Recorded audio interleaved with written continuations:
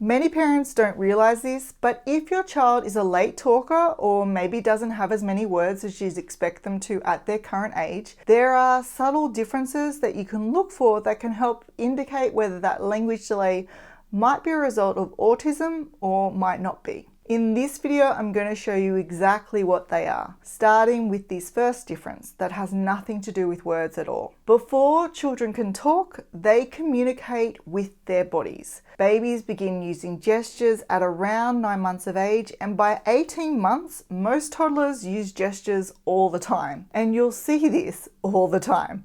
They'll be pointing at things, waving hello or goodbye, or shaking their head for no or yes. Now, the reason I'm telling you this is because when a child has a language delay, what we tend to see is they use gestures a lot. And this is because they're working overtime to get their message across through their body language because they don't yet have the words. Now, if you compare that to a child with autism, what we tend to see is they don't use gestures as much.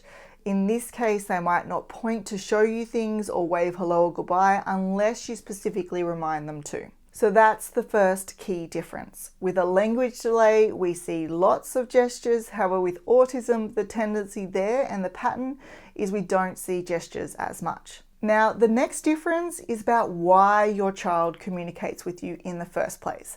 And there are usually two reasons why children communicate with us.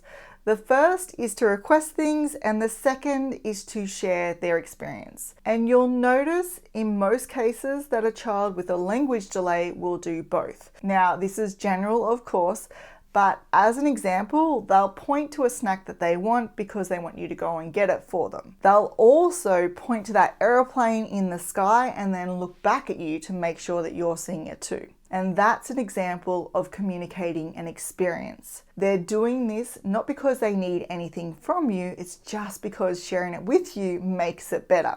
It's fun, they're excited about it, and that's just what kids do. On the other hand, what we tend to see in a child with autism is they often tend to communicate only to request things.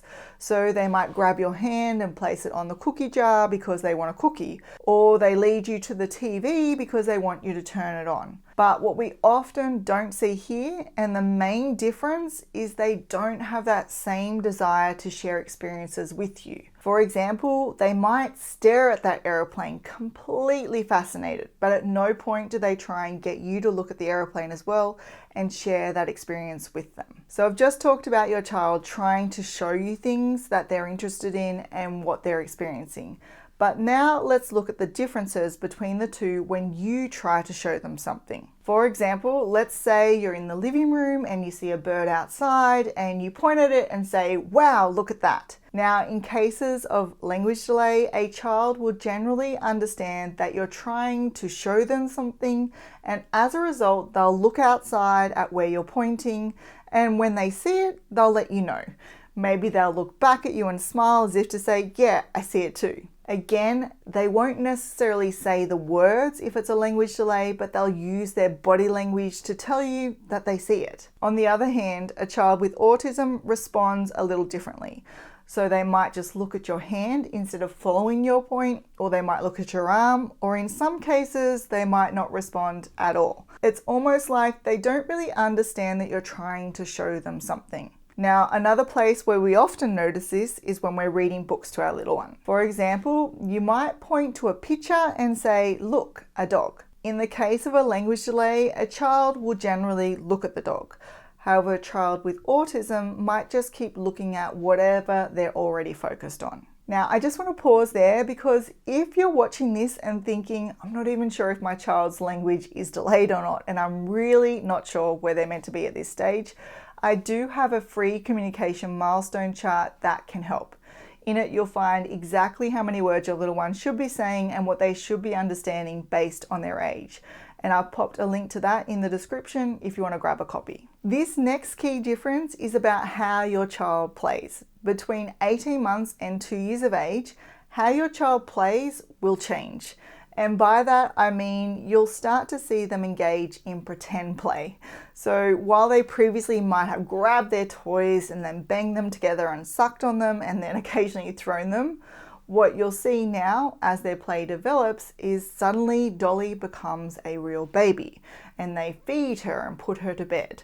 Or if your child's into cars, they start to imagine that they're real and they start to make vroom vroom sounds as they drive them around. And what we normally see in children with a language delay is that they develop that pretend play right on schedule, which is between that 18 months to 2 years of age. So that's where you'll see them, for example, feeding their doll, having tea parties, or making their dinosaurs roar and have battles. A child with autism, on the other hand, often plays differently. So their play might often look more repetitive, or they might seem more interested in parts of a toy rather than playing with the whole thing.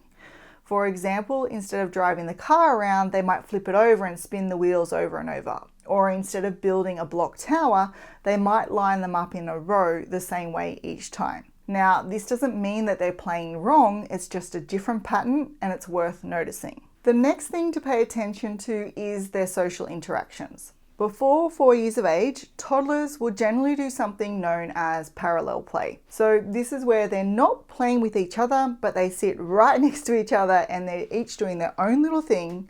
But, and here's the important thing, they're still interested in each other. A child with a language delay will show this interest in the child that they're playing next to. For example, if a group of children are playing in the sandpit, a child with a language delay might run over and jump right in beside them, not playing with the other children, but definitely wanting to be near them. And at times, they'll actually copy what the other children are doing. For example, they might notice that another child grabbed a shell and put it on top of their sandcastle, so they might then grab a shell themselves and put it on their own sandcastle.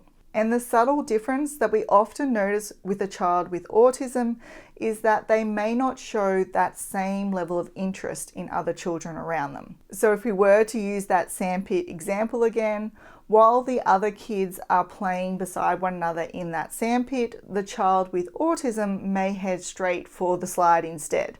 That's if they're not really interested in seeing that sand fall. Now, when they do this, they're not being rude or shy. It's just that the other children don't seem to capture their attention in the same way. Now, this next difference ties back to something I mentioned earlier about imitation. By around 2 years of age, most toddlers become little shadows. You'll probably notice that they start to copy almost everything. And what we see is a child with a language delay is no different. So when you brush your teeth, they'll want to brush theirs. And when you wave goodbye, they'll wave. But the difference that we often see in children with autism is that they often don't copy in the same way. For example, you might wave at them and they don't wave back. Or you might be clapping during a song and they're just happy to sit and watch. It's not that they can't copy, it's more that they just don't seem to have that same automatic drive to imitate what you or others are doing. Again, I want to stress here that there's no right or wrong. This is just pointing out the differences between the two. Now let's talk about the difference between eye contact.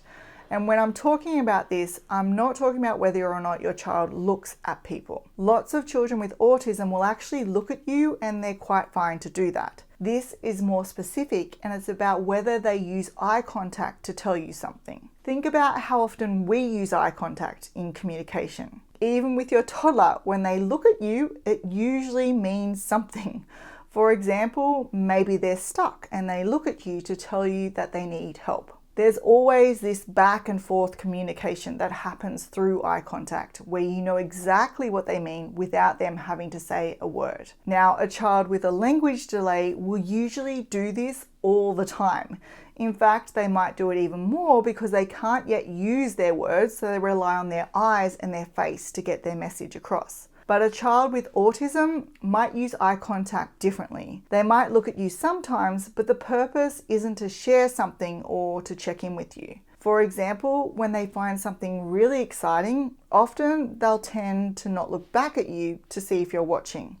So they're not looking for that shared experience like we see with a child with a language delay. Or if they're struggling with something, they might not look at you in the way that says, hey, I need a little bit of help here. So the difference is we don't see that use of eye contact specifically with the purpose to communicate things like needs, wants, or hey, this is really, really cool. Did you see that? It's not about never making eye contact, it's about the way in which they're using it, or in this case, not necessarily using it to communicate. Now, this next behaviour is something that we tend to see in children with autism, but not so much in those with a language delay, and that's repetitive behaviour. A few common examples that you might have seen or heard of before are things like flapping their hands, spinning around in circles, walking on their toes, or making the same sound over and over. And it doesn't just have to be these repetitive behaviours. It can also show up in a need for things to be the same. So rather than doing the same thing over and over, they may feel a need for things to always be the same. For example, they might get upset with just a small change, like if you take a different route to daycare, or if their daily routine changes in the slightest way, that can cause a meltdown or a big issue. Usually, if it's just a language delay, we don't see these repetitive behaviours or that need for things to be the same. So if you are seeing these repetitive movements or that strong need for sameness alongside some of the other signs that we've talked about, then it is something that is worth mentioning to your doctor. Now, I want to be really clear about something. This video cannot tell you whether your child has a language delay or autism. It is not a diagnosis tool. Only a professional can do that. But what matters now is that if something doesn't feel right, you trust yourself enough to push for answers and get your child the support that they need. Because whether it turns out to be a language delay, autism, or something else entirely, children who get early support get better outcomes. So if you are worried, don't just wait. Instead, write down what you're noticing, and then when you go to see your child's doctor or speech pathologist next, take those concerns to them and discuss them with them. And in the meantime, while you're waiting for that appointment, you don't have to just sit and worry. There's plenty that you can do right now to help your little ones start talking. I've got a video here that will walk you through 3 simple strategies that you can start using today. They're just small changes to what you're doing, but they can make a really big difference in helping your little one find their words. So click that video now and go ahead and watch that one next.